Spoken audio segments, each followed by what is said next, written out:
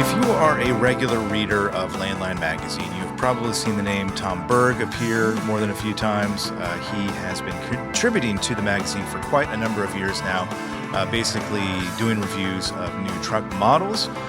He was actually in Grain Valley recently to visit headquarters, and we thought, why not bring him in, talk to him about his life and what he does, and let's do that right now. Tom, you asked us when you sat down what we're going to talk about, and the answer is yes. We're going to talk. We're going to try to talk about everything here. But you are a contributing editor for Landline magazine. You, as I just found out, this is your first time actually at home base here in Grain Valley. Yes. Wow. Yeah, but you've been obviously talking with people, or two people in this building for a long time. Sure. Take us back to how your relationship, I guess, with Landline magazine began. Well, I've known Jamie Jones for quite a while I had a real job, I started out actually in 1973, I worked at CCJ and Owner-Operator magazines out near Philadelphia. Mm-hmm. That was about 9 months, and then I went elsewhere. Got back into the industry, in 1978, January of 78, and Jamie, of course, is younger, so she came along later, and just, at the various press functions and so forth. And eventually, I think it was at a Louisville truck show, she says, Tom, how about writing for us? Well, she must have thought or must have seen that I was thinner than before. And You weren't eating well, huh? Money for food. Yeah. And so, yes, I began writing, and I do an article per issue usually. Yeah, we read them. Yeah. Usually semi-technical about trucks, the equipment. That's what I enjoy the most. You mentioned your career. Take us back to that, because you do have a CDL, I believe, and you still do have a CDL, but you've had a CDL for quite a while. But you've also got the writing aspect of it, right? And we see plenty of people and talk to plenty of people who are creative people who drive a truck and have creative interests on the side. How did those two kind of meld together for you? Okay, when I was a little boy, I liked trucks. I liked trains first, and I still do. But almost anything involving transportation I was interested in. But when I went to journalism school in Milwaukee, I went to Marquette, and I worked my way through by driving for the Milwaukee Journal, newspaper delivery trucks. Yep. First 2 years, I worked just in town, smaller trucks, what were called panel trucks. Those came before the vans that we have now. And then they had larger trucks, heavier trucks for state circulation. And, of course, God, I wanted to drive those, so I did. Yeah. And that got me interested in trucks themselves. And, I'd pick up – there were trade magazines on the foreman's desk at night, and I'd page through them. And so I thought, that would be kind of a neat way to make a living. And when I got beyond – the desire to be an owner-operator, I never quite got there. Yeah. But I did learn how to drive. Those were all straight trucks at the Journal. Later, I learned how to drive semis at a truck driving school in Wisconsin. So then all that kind of went on hold as I had different kinds of jobs. And I started in the Army. I worked in what they called public information because I have a journalism degree. I got out, I worked in TV news. I wanted to be a news guy. So I did that for, You're looking at Ashley Blackford here. Well, and Scott, famous we've in the Northeast. both been news people. I So. wouldn't, yeah. Yeah. Well, So you're still professional broadcasters. Yes. that's what they tell us. That's what they tell That's us, what they yeah. tell us, yeah. Yeah, well, I did most of my work at Channel 5 Eyewitness News, Nice. Green Bay. You still got the voice. Yeah, I can still affect that accent. And if that's Yes. what it you were reporting? mostly reporting, Yeah, okay. Nice. writing, photography. I produced the newscasts, which means I organized them. I've done that, yeah. And, Yep. Yeah, okay. And it was Same. fun, right? Yeah. It's fun, but my God, it's a rat race. It is a rat race. It's a good So way of That's why I explaining it. ran away Yeah. from Yeah. that rat race. Same. Yeah. Yeah. So from there, I briefly worked at CCJ and owner-operator, and then I went to other things. And in January 78, I started working for heavy-duty trucking out in California. I went out there during one of the worst winters, and I think it was that way here too. 77, 78, 78, 78, into the 80s. Terrible winters, a lot of snow, a lot of cold. And I went to Huntington Beach, is where I lived. I thought I'd gone to paradise because I went out there without a car, but I had 2 motorcycles. And Nice. I could ride to work in January. Yeah. And it's still 65 degrees outside. Yeah. I grew up in Southern California, Can't do so yeah, this I'm in familiar. Wisconsin. No, not at all. Yeah, so I worked for heavy duty trucking for 10 years, and then I went to, I think it was American Trucker. Okay. Long story, they transferred me to Indianapolis, and I got laid off. Yeah. And that's what started me freelancing. Technically, I'm still freelancing, although I did have a job starting back in 02 to 2017. I had a proper job because I needed health insurance. Sure. And so that was okay. And then they kind of forced me to leave. Yeah. By then I was 73 or 74. I can't do the math. And so I went back to freelancing. Yeah. And I still write. I don't write near as much as I used to. I say I'm semi-retired, but I still write about semis. Yeah. There you go. Semis. Nice. What is it about that just keeps you, wanting to write? And I just enjoy sitting at the keyboard. Once I get going, I don't always want to sit down and do it, but once I get going, I find I enjoy it. At the keyboard, it brings out thoughts. It helps me organize the story. Usually it just kind of rambles on, but then I'll go back later and fix it up. That's what editors are for, right? Yeah. Yeah. Well, no, I believe in sending in clean copy. Oh, okay. You're That one wa- of you're one they of those probably guys. appreciate that down there. Yeah, I'm sure. Yeah. Yeah. But that way, too, I maintain more control over it. If That's it's true. Yeah. written well and it doesn't have a lot of errors, typos, or whatever, then it's printed pretty much as I wrote it. Yeah. I don't have such a big ego that I get angry if they edit my copy because I understand. Sure. how They got to that make it fit goes. and whatnot. So, but the industry to me is fascinating. Most of the people in it are good people, Yeah.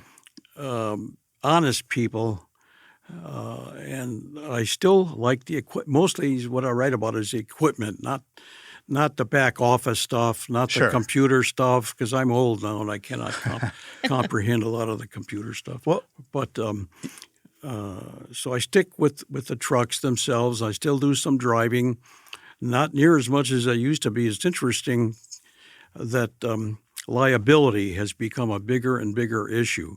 So if I'm driving a manufacturer's truck and smash it up and kill a pack of lawyers, who are they going to sue? That hasn't happened, right, Tom? Right. We have to, for legal purposes, we have Right. to ask you. No. That's a hypothetical. Okay, No, gotcha. Yes, that's definitely Good, good. hypothetical. Knock on Knock the on, mic. knock on phone. So I used to go out on real runs with a real truck with a real driver hauling a real load. That was back in the 90s. Yeah, And I had a lot to write about. sure. Now but you're that- on a closed track That's right. in the desert somewhere. That's right. One of the manufacturers now want I have a CDL, but I don't have a medical certificate anymore. I just found I didn't need it under Ohio law. I live in Ohio. You don't need one if you stay within the state. Yeah, So, in fact, I inquired about it because one of the manufacturers wants us writer guys to be completely qualified, including a driver's file, a qualification file, sure. and so I'm debating: should I bother getting a medical certificate again? I could probably do it, but Yeah. I haven't done it yet. Is it anyway, worth the that's hassle? a Yeah. symptom of how things have gotten, and those experiences I just talked about, a real run with a real driver, et cetera. That was in the 90s, and I found that into the early 2000s, I got some opposition, not from the manufacturers or the trucking companies whose rigs I would drive a little. It was from the insurance companies. Mm-hmm. They get a little and that's nervous when they don't know who's behind the wheel of their truck. Right? Yeah. Yeah. How do they know what this clown is? He capable? Yeah. Yeah. And if there is an accident, who all gets sued? Yeah. I would be, Certainly the owner of the truck would be, maybe my magazine, Yeah. you know. So it's So- taking some of the fun, some of the fun out of it. I mean, you do still get to drive. Yes, I do. Brand new, Yeah. fresh off the line Yeah. trucks. Yeah, the latest one was the Mac Pioneer. Yeah. Very nice truck. Very much like, I'm not supposed to say that the PR lady for Mac doesn't want me to say Volvo. They are sister companies. Yep. But it's very much like a Volvo. Okay. Volvos are known for comfort and quietness. Yeah. Well, so is this Mac Pioneer now. Then again, I only drove it around the demonstration track Sure. at the customer kind of limits you a little experience bit, doesn't center. it? So Yeah.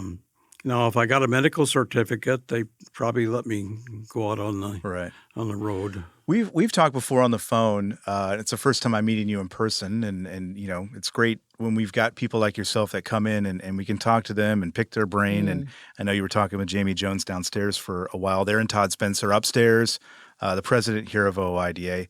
We talked to him. Ashley and I have talked to him before about the early days of trucking and just what those trucks were like compared to the things you are test driving these days. It's night and day in terms of, you talk about comfort. I mean, it's night and day. Absolutely, yes. They today's trucks are just a universe apart from what I drove while I was in college. Although I thought they were pretty neat when I was You driving. didn't know that any difference, I yeah. didn't worry. When you're young, you don't worry about comfort so much. And That's true, yeah. But now they're so quiet and ride so nicely, and they're nice. Most of them are nicely appointed. Not all, but yes, they made so many advances. And I recall in the '80s, as air ride suspensions came into use, they made a big difference. White Motor Company was a dominant builder of heavy trucks, going way back into the early part of the 20th century. They were in Cleveland, and I drove some Whites while I was at the Journal in college. And but White got overstaffed and undermanaged, I guess you could say, and eventually went bankrupt in the 1980s. But before that happened, I remember driving a White Road Boss tractor. It was a conventional, and it had a steel spring suspension that White had the audacity to call Velvet Ride. Velvet Ride. They should have called it Cast Iron Ride. They were trying to sell it, huh? I don't know, Yeah. but It wasn't like Velvet. Wasn't a smooth ride. no, sir. No, no, sir. not That's at all. why I suggested Cast Iron Ride, although it was really steel. Yeah. But yeah, that was an example of a fleet truck, and that is what people were used to. Yeah. Whenever you make things more comfortable, it costs more. An air ride's going to cost more than a steel spring suspension. The insulation in the cab to keep things quiet, quieting down the engine and all the drivetrains. There was a lot of work done in the 80s to meet. There were federal standards for noise. Yeah. Not in the cab, but outside. Right. People complain about trucks going by; they make a lot of noise. So there were standards, decibels, a limited number of decibels that a truck could emit. So awful lot of work was done on that, Yeah. and but some of those benefits went inside the cab for the driver. So. What has not changed, though, is all the problems that drivers face on the highway. You still have traffic. You Yep. still have law enforcement. Truck parking. Truck parking is a thereof, major yeah. one. You still have bad treatment at consignees and shippers. Yep. I can't believe that some of these people will not let a driver use the restroom. Yep. It's just astounding, and I guess it's in the next highway bill. They're There's a they're provision. trying to. Yeah. Yeah. And why something as basic as that needs to be part of a Written federal down. law Yeah, is that's crazy. astounding. It's interesting that you bring that up, though, because to your point, we've seen so much progress in terms of the technology that's now going into trucks, how comfortable they are, how efficient they are. We've talked about that. You and I have before as well. It's sad that there are these other issues. Maybe it's because those issues are a little bit easier to fix, and there's a bottom dollar at the end of the day for them if they make these improvements. But Do you ever think about that in terms of how far we've come from one place on one, that one issue, but we're still so far behind Well, are in you others? saying they're more complex? Because they definitely are. Yeah, yeah. And all these advancements, clean burning diesels, for instance, Yeah. they're incredibly clean burning. You can stand by a tailpipe if it's low, and you can almost breathe straight out of the pipe because you can barely smell any. We're also legally obligated to say don't do that also, including running into a bunch of lawyers. Don't try this at home, Yeah. folks. Yeah, exactly. But Yeah. no, however, the equipment needed to achieve that is very complex and troublesome. Yeah. So you've got sensors breaking, for instance. In the current issue of Landline, I got an article on certain sensors, certain other components break sooner than fleet managers expect them to. Mm-hmm. And one of the worst one is the diesel exhaust fluid Yep. sensor. Yep. Get a lot of complaints about that. Yeah. So, okay, now the truck's going to derate. The engine's going to derate and slow you down. That didn't used to be a problem at all. Yeah, you had some smoke, but by gosh, the truck ran and ran and ran. I would say in the mid 90s to late 90s was probably the golden age of the diesel engine because they were very reliable. They started getting fuel efficient. They were electronically controlled, but that wasn't all that. The electronics weren't all that complicated at that time. Sure. So, but yeah, there's definitely a price to be paid for all those advancements.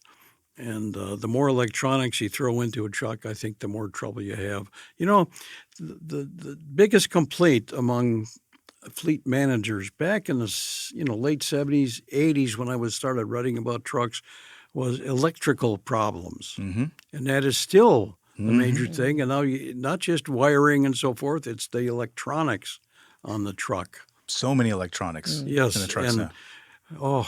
At these meetings I go to, used to be a heavy truck had about 600 electrical circuits.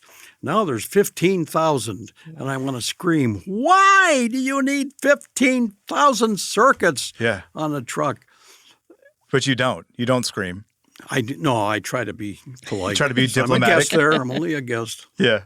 So, I heard of when automated transmissions started being used.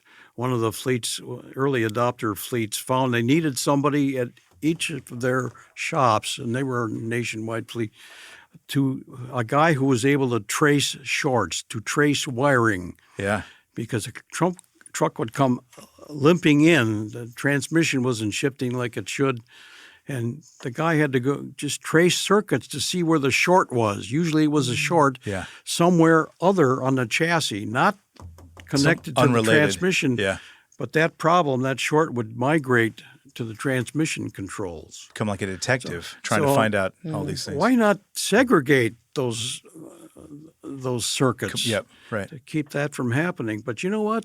Nobody called me and asked me. No? They call you folks? Anybody? No? I didn't get a call. I got a voicemail, but I ignored it. But Yeah. it probably wasn't from them, though. Yeah, as you get old, you start having a lot of, you would compile a lot of answers, but nobody asks you any questions. Nobody's listening. Yeah, for sure. I'm curious. I mean, you've tested a lot of trucks over the years. Is there one in particular that stands out from the rest?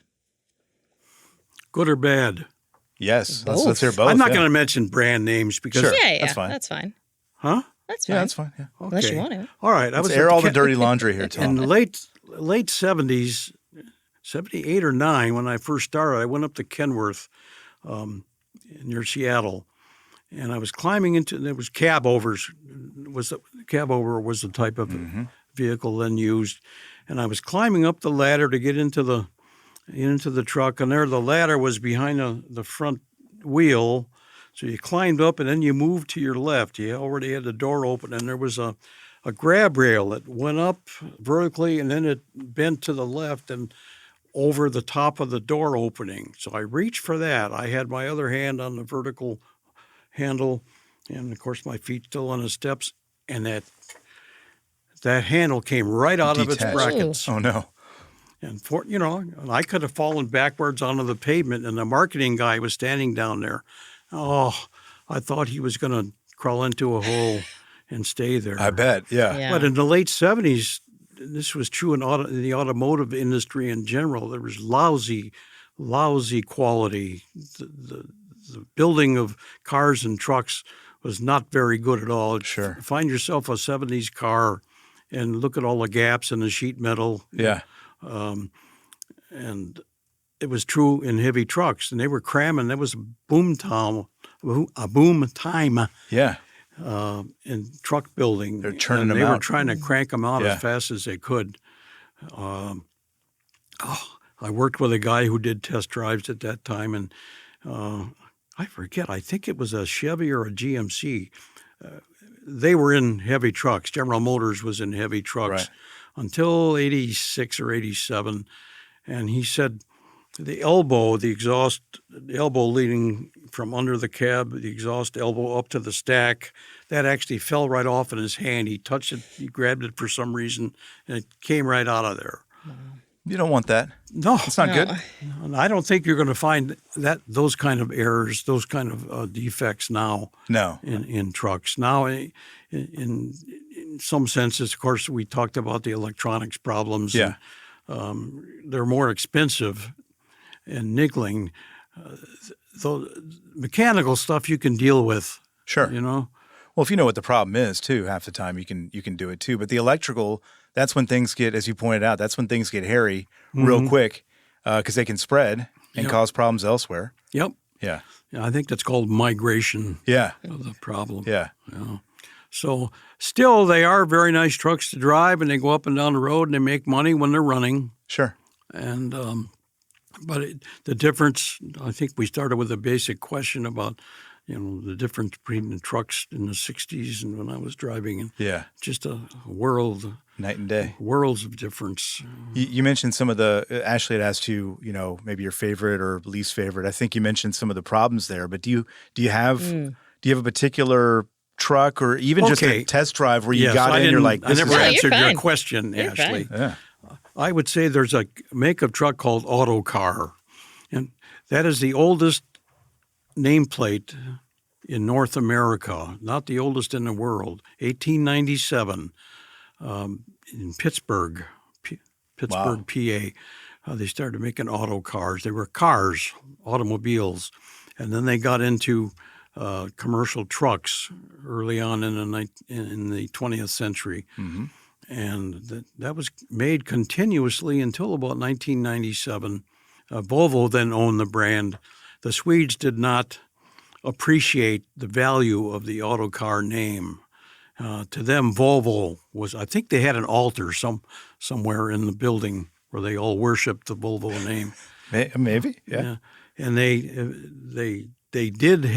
hosted a American Truck Historical Society meeting in near Greensboro, and after that they dropped the Volvo, or correction, the Autocar name. And Jim Hebe was a guy who ran Freightliner back in those days. He was a character, and he claims he actually called up the president of Volvo Trucks and offered to buy the name from him. And of course, Got shut down. the guy wouldn't sell it. But they gave the name away to a company that is still in business and now makes Autocar trucks.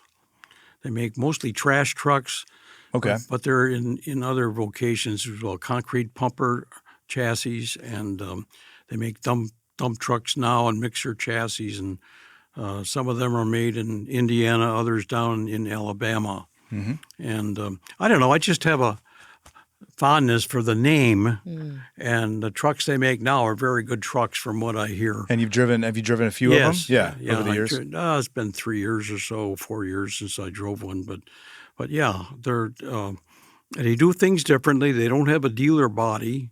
Sure. You buy direct from Autocar, and they will send along all kinds of information. There are mechanics now around the country who know how to work on auto cars. Right. Most of what they use, Cummins engines, for instance, all right, almost any brand of truck you can get a Cummins in.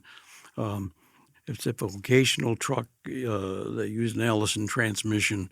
So these are common components. Now, the electronics and everything, that's somewhat unique to Autocar, but they have the builders and the owner's manuals all electronically in the truck, in the dash, so to speak. Mm-hmm. So if you're halfway handy Yeah. with a wrench or a test set for electrical stuff, you can work on it yourself. If you can't, they'll find a mechanic for you. It's that right do to repair type of mentality, Yes, right? that's right. Yeah. Yeah. So I guess that would be my favorite if I have a favorite Soft spot. truck. And it's the history that you kind of gravitate That's toward. right. Yeah. That's right. So, What is the oldest truck you've ever driven? Do you know? well, I guess I'd have to go back to the 60s again. These Yeah. were trucks built in the late 50s and Sure. early 60s. White 3000 was my favorite back in those days. A White 3000 was a cab over, a low cab over, even though they were heavy duty. And some people called them a bubble nose because they were very rounded contours. I just liked the way it drove, the way it handled. They also had internationals, which weren't near as comfortable. Not that the white was all that comfortable, but so if I go to a truck show, I'll see White 3000. I'll open a door and I'll look in, and all these memories come back. Yeah, I bet. Yeah. You mentioned your article in the 50th anniversary issue, which we're looking at right now, which is out. Are you working on something now for a future issue? What's in the plans? I did an article. It's going to be in November, December. Mm-hmm. It's a write-up on the Mack Pioneer that I drove. Right. Yeah. Coming up, there's a development now in the subject of lighting. That's one of the big changes in trucks. The LED and we've talked lights. about that before. Yeah. Yeah, and I've been covering an issue. Okay, an LED light has a certain number of diodes in it, which create the actual light. Well, there are various kinds of tail, turn, stop lamps, and they vary in the number of diodes from maybe 3 to, I've seen a dozen in there. Yeah. Well, it's not like an incandescent bulb anymore where you have just one bulb that burns out. You better get it fixed because the truck could be declared out of service. Yep. Well, if you got a diode burning out on a lamp that has a half a dozen, is that enough to declare it out of service? No, it isn't. Mm-hmm. But who says? Yeah. Who says? So there's a committee within the organized trucking industry. It's called Technology and Maintenance Council. They've got a committee formed. How many should be burned out? Well, they decided just recently it should be a percentage, 15%. If 15% of those diodes are burned out, you ought to think about replacing it. Yeah. I'm just picturing somebody on the Correction. side of the road with a calculator and a Figuring out notepad the and a pen percentage. trying to figure out the percentage. You can wag it. You Sure. can wag it. Yeah. I think I described it incorrectly. I think you have to have 15% working. 15% working. Okay. Working, yeah. So that number can be out, and the thing might still be legal. But it's Sure. up to the inspector. Yeah. There's no standard now. The number of lumens Right. that are emitted, it's up to the inspector. He stands, I think it's 100 feet back, and if he can see the tail light burning, it's okay legally. Yeah. Well, how good is his eyesight? Right. How clean is the lens on that tail light? How much caffeine has So, he had that morning? The CVSA, the Commercial Vehicle Safety Alliance. Alliance, Yep. yeah. Alliance, thank you. You got Yeah. it. It's one of those A words. Yeah. Yeah, these are the inspectors. These are motor vehicle Yeah. enforcement people from the U.S., in Canada, and some in Mexico. They want some guidance so that it Yeah. isn't totally up to the inspector anymore. So that 15% figure will be a suggestion. If the CVSA wants to make that a standard, they can. Sure. But it's strictly an industry suggestion, and it's not been finalized yet. That'll come next year sometime. Yeah. We'll keep an eye on that. But you wouldn't believe the amount of anguish that went into achieving that. These fellas and gals met several times, Going back and forth on the percentage and And they finally, I didn't go to the meeting where they finally decided on 15%. but it happened. But I found out what happened, and I talked to a fellow at Peterson Manufacturing here in in the Kansas City area, who's the chairman of that group. Yeah. So, but that's how standards are done in industry standards and all kinds of industries in America. It's an interesting thing. Yeah. You mentioned, Tom, earlier that you're semi-retired. I don't get the sense from you that you plan to be fully retired anytime soon. Do you have plans to keeping this up for a while, or what's I'll in the do it cards? as long as I can, as long as I have my mind, Yeah. Yeah. and as long as I can move around. Yeah. I don't walk as well as I used to. Yeah. I've got aches and pains, but as long as I can, I would like to do it. I don't want to do a lot of it. I don't want to travel as much. I used to enjoy travel, and I'm going to throw an angry comment at the airlines. Go for it. I don't like flying anymore. Yeah. Not that I'm afraid. I still appreciate how much territory you can cover in a short period of time. But it's a hassle. On a jet airliner. But the crowded conditions and walking through terminals, and I'm just tired of it. And it's not that they're doing a bad job. I think the crowded conditions in the airplanes that's their fault. Yeah. Because they want to maximize their revenue. Sure. And I understand that. But I've just gotten to where I'm sick of it. Feels like you're cattle after a while. They're just kind of herding you into the plane and put you like in the a small bus, seats. And like a bus. Yeah, you know? yeah. I mean, It's funny that the seats are comfortable. The attendants in the cabin are usually friendly and polite. Yeah, sure. They're all doing as much as they can. Yeah. Now, you want to talk about how those people are paid? Do you know that they are not paid until the door is closed and the airplane is ready to be pushed back? I did know that. Yeah. What a Crazy. nasty working for free. tradition, if that's what it is. Yeah. Air Canada just went through a strike where that was their main issue. Right. Yeah. Right. They're Yeah. boarding passengers, loading luggage up into the overheads, and they're not paid for that. You know what? It strikes me again. We look at parallels. You look at detention Yeah. time.